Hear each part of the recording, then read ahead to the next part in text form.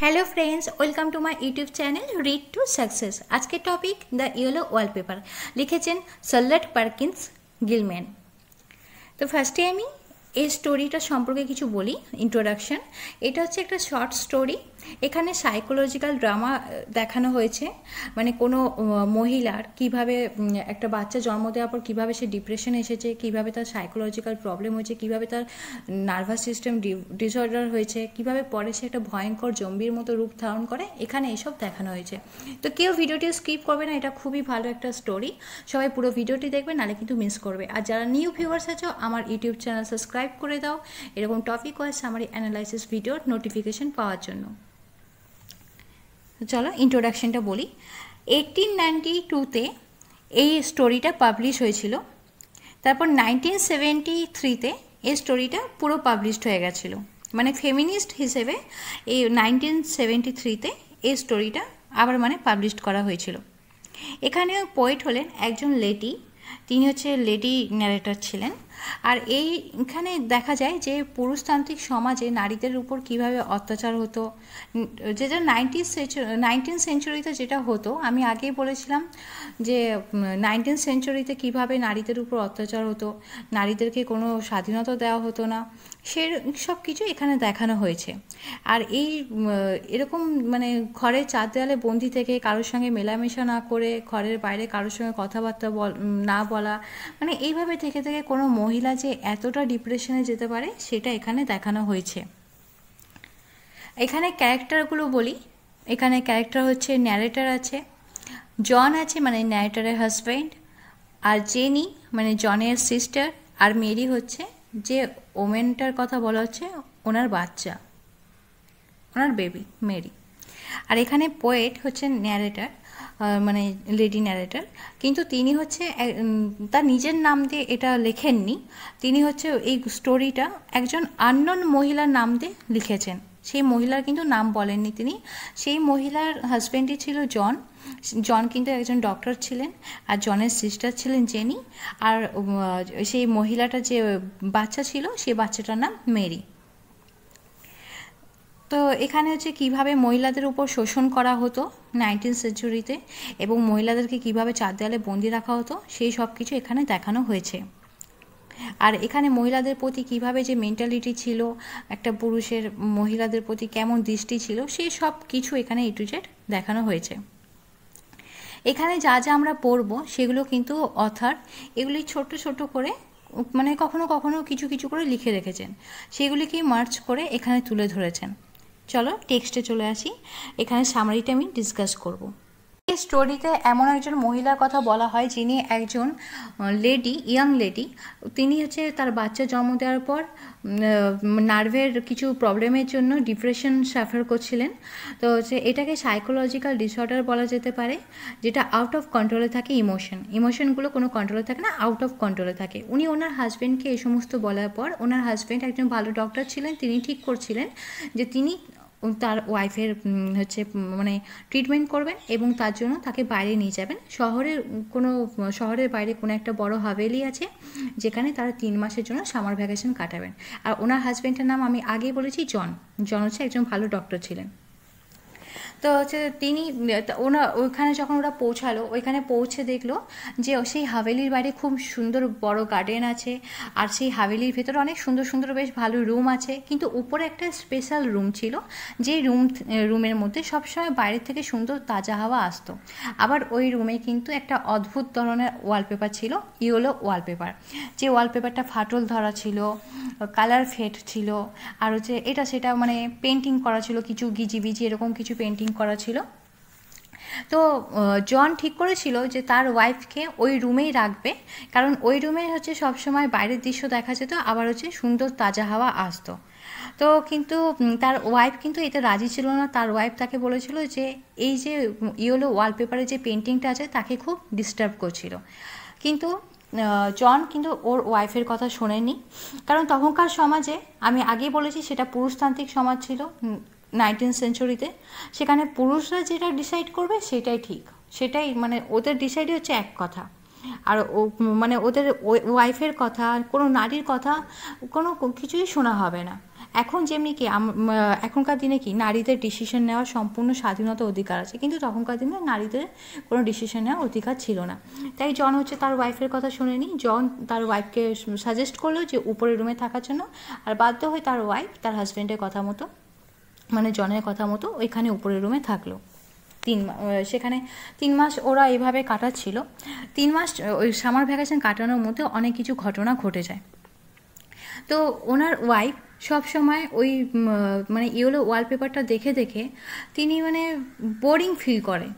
তিনি তার হাজব্যান্ডকে বলেন যে এরকম আমার সবসময় ঘরের মধ্যে বন্দি থাকতে ভালো লাগছে না, যে আমি হচ্ছে বাইরে যেতে চাই, আমার বন্ধু বান্ধবদের সঙ্গে দেখা করতে চাই, আমাকে একটু বাইরে নিয়ে চলো। কিন্তু সেই সময় যেহেতু নারীদের হচ্ছে বাইরে গিয়ে বন্ধু বান্ধবদের সঙ্গে দেখা করা যাবে না, মেলামেশা করা যাবে না, কোনো কিছু লেখা যাবে না, পড়া যাবে না, তা এই জন্য কিন্তু কোনো অ্যালাউ ছিল না। এইভাবে রুমে বসে 4 দেওয়ালের মধ্যে সারাক্ষণ বন্দি থেকে তার শরীর আরও খারাপ হতে লাগলো। জন তাকে সাজেস্ট করেছিল যে কোনো কাজ করতে হবে না, তুমি সারাক্ষণ শুয়ে বসে থাকবে। তো এরকম সারাক্ষণ শুয়ে বসে থাকতো। এর ফলে সেই জনের ওয়াইফের শরীরটা আরও দিন দিন খারাপ হতে লাগলো। তার ওয়াইফ জনকে বলে, মানে তার হাজব্যান্ডকে বলেন যে আমার শরীর দেখো আরও খারাপ হতে লাগলো, তুমি কিছু একটা করো, আমাকে বাইরে নিয়ে চলো, আমার বন্ধু বান্ধবদের সঙ্গে দেখা করো, আমাকে একটু ঘোরাও। কিন্তু তার যেহেতু সেই সময় পুরুষতান্ত্রিক সমাজে নারীদের ঘুরতে বেড়ানো, কারোর সঙ্গে দেখা করা, এইসব যেহেতু কোনো অধিকার ছিল না, কোনো স্বাধীনতা ছিল না, সেই জন্য তার হাজব্যান্ড বলে তুমি ঘরে এরকমভাবে থাকো, নাহলে তোমার শরীর আরও খারাপ হবে, তোমাকে কারোর সঙ্গে দেখা করতে হবে না, কারোর সঙ্গে মেলামেশা করতে হবে না। তার ওয়াইফ মনে মনে ভাবেন যে এই হাভেলিতে এমন কিছু আছে যার জন্য আমার শরীর আরও খারাপ হচ্ছে, কিন্তু তিনি ব্যাপারটা আসলে বুঝতে পারেননি। কেউ যদি এরকম মানে ডিপ্রেশনে সাফার করার পর কেউ যদি সারাক্ষণ এরকম রুমের মধ্যে বন্দি থাকে, সারাক্ষণ একটা ওয়ালপেপারের পেন্টিংই সবসময় দেখবে, না কোনো কিছু লিখতে পারবে, না কোনো কিছু বলতে পারবে কারোর সঙ্গে কথাবার্তা, না কোনো কিছু পড়তে পারবে, না বাইরে ঘুরতে যেতে পারবে, তাহলে সে তো আরও ডিপ্রেশন সাফার করবে, সে তো তাহলে আরও অসুস্থ হয়ে যাবে। কিন্তু জন তার ফিলিংটা কখনো বোঝেননি, জন তার কথাও শোনেননি, জন তার ডিসিশনও মানে অ্যাকসেপ্ট করেননি, কোনো কিছু জন করেননি।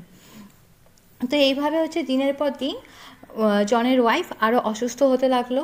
তো জনের ওয়াইফ জনকে বললো যে দেখো আমার এই ওয়ালপেপারটা চেঞ্জ করে দাও, নাহলে আমাকে এই রুম থেকে নিচের রুমে গিয়ে শিফট করো, আমি এখানে থাকতে পারবো না। কিন্তু জন তার ওয়াইফকে বলেন তুমি এসব ফালতু জিনিস নিয়ে মাথা ঘামাও না, ওই ওয়ালপেপারে কোনো প্রবলেম নেই, তুমি এই রুমেই থাকবে, এই রুমেই তাজা হাওয়া আসে, তোমাকে সেটা অনুভব করতে হবে।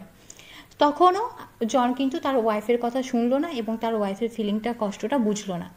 তো এইভাবে দিনের পর দিন যত দিন যাচ্ছে তত এরকম অসুস্থ হতে চলেছে জনের ওয়াইফ। তো জন একদিন তার বোন জেনিকে, এই ক্যারেক্টারেই আছে জেনি, জন তার বোন জেনিকে হচ্ছে ডাকলো তার ওয়াইফের খেয়াল রাখার জন্য।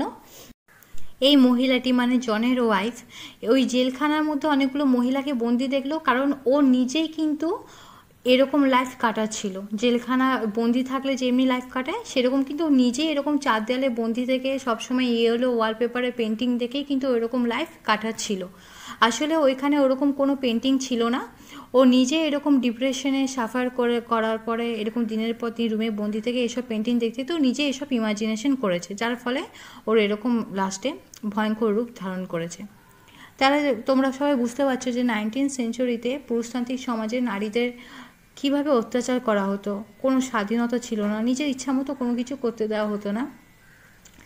তো এখন আমরা খুব লাকি ওম্যান, যারা এখনকার দিনে আমরা কিন্তু পড়তে পারছি, স্কুল যেতে পারছি, কলেজ যেতে পারছি, সব কিছু করতে পারছি, চাকরি বাকরি সব কিছু করতে পারছি। আর তখনকার সমাজে ভাবো ওই ওমেনরা কত আনলাকি ছিল, যার জন্য ওদের ওইসব মানে অত্যাচার হতো, ওদের কোনো কথা শোনা হতো না।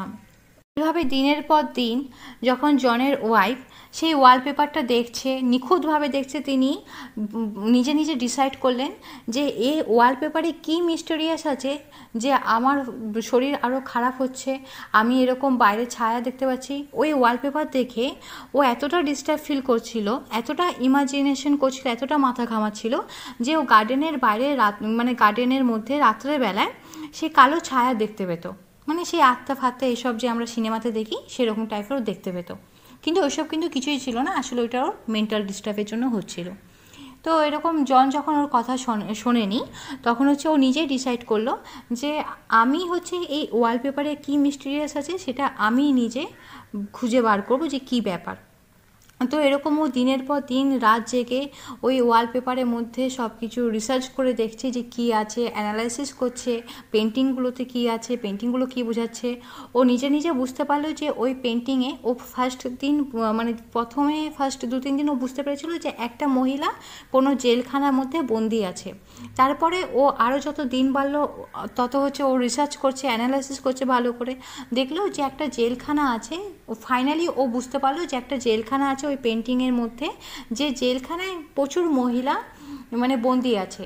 সেই মহিলারা যারা দুপুরবেলায় চিৎকার করে সেই জেলখানা থেকে বেরোনোর জন্য, আর রাত্রেবেলায় ওরা পুরো এই হাভেলির মধ্যে চারপাশে আত্মার মতো ঘুরে বেড়ায়। তিনি ঠিক করলেন যে এই পেন্টিংয়ের মহিলাদেরকে তিনি ফ্রিডম দেবেন, এই জেলখানা থেকে ওদেরকে মুক্তি দেবেন, জেলখানা থেকে ওদেরকে বের করবেন। এগুলো জনের ওয়াইফ ঠিক করলো। তারপরে যখন ওদের সামার ভ্যাকেশন মানে শেষ হতে গেল, ও সব কিছু ব্যাগ প্যাকিং হয়ে গেছে ঘর যাবে বলে আবার, তখন ওই মহিলাটি রাত্রেবেলা কী করলো, মানে জনের ওয়াইফ রাত্রেবেলা কী করলো দেখো, নিজেকে রুমে লক করে নিয়ে রুমের চাবি উপর থেকে নিচে ফেলে দেয়, দিয়ে তারপর সেই ওয়ালপেপারে মানে ইয়েলো ওয়ালপেপার যেটা ছিল সেটাকে ছেঁড়া শুরু করে দেয় যাতে কেউ না বুঝতে পারে। আর কেমন পাগলের মতো সেই জুম্বি যেমনি আমরা দেখেছি জুম্বি মুভিগুলো, সেই জুম্বির মতো জন্তু জানোয়ার ভয়ঙ্কর রূপ ধারণ করে, এরকম ভয়ঙ্কর জন্তু জানোয়ার জুম্বির মতো রূপ ধারণ করে, নখ দিয়ে এমনভাবে মানে আঁচড় দিয়ে নখ দিয়ে সব ওয়ালপেপারটাকে ছিঁড়ছে যে ওর হাত থেকেই রক্ত বেরানো শুরু হয়ে গেছে, খুব ভয়ঙ্কর রূপ ধারণ করে। যে তারপরে যখন জন দরজা ভেঙে রুম খুললো, এরকম ভয়ঙ্কর ভিউ দেখে ও নিজে অজ্ঞান হয়ে পড়ে গেল। তখন ওর ওয়াইফ মানে জনের ওয়াইফ সে জম্বির মতো এসে নখের আঁচড় দিয়ে ওকে অ্যাট্যাক করলো, ওকে আঘাত করলো, আর হচ্ছে মানে ওকে খিমচানো বিভিন্ন রকম ওইসব প্রক্রিয়াগুলো করা শুরু করলো। তাহলে এই মহিলাটি যে এরকম দশা হলো কী করে হলো? চার দেয়ালের মধ্যে বন্দি থেকে, কারোর সঙ্গে মেলামেশা না করতে পেরে, কোনো কিছু লিখতে পড়তে না পেরে, নিজে স্বাধীনভাবে থাকতে না পেরে এরকম হয়েছে। তাহলে আজকের ডিসকাশন এখানেই শেষ। তোমরা সবাই বুঝতে পারছো। কারো যদি কোনো কিছু বলার থাকে কমেন্ট করবে, আমি রিপ্লাই দেবো। যা নিউ ভিউয়ার্স আছো এরকম topic wise summary analysis video and important suggestion ডিসকাশনের ভিডিও পাওয়ার জন্য আমার এই ইউটিউব চ্যানেল সাবস্ক্রাইব করে রেখো।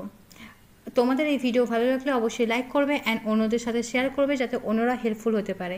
NSU easy second year English honours, CC easy 7, CC easy 8, CC easy 9, CC easy 10 and subsidiary পেপারে যদি সাজেশন পেতে চাও তাহলে টেলিগ্রাম চ্যানেল জয়েন করো। ডিসক্রিপশন বক্সে আমার টেলিগ্রাম চ্যানেলের লিঙ্ক দেওয়া আছে।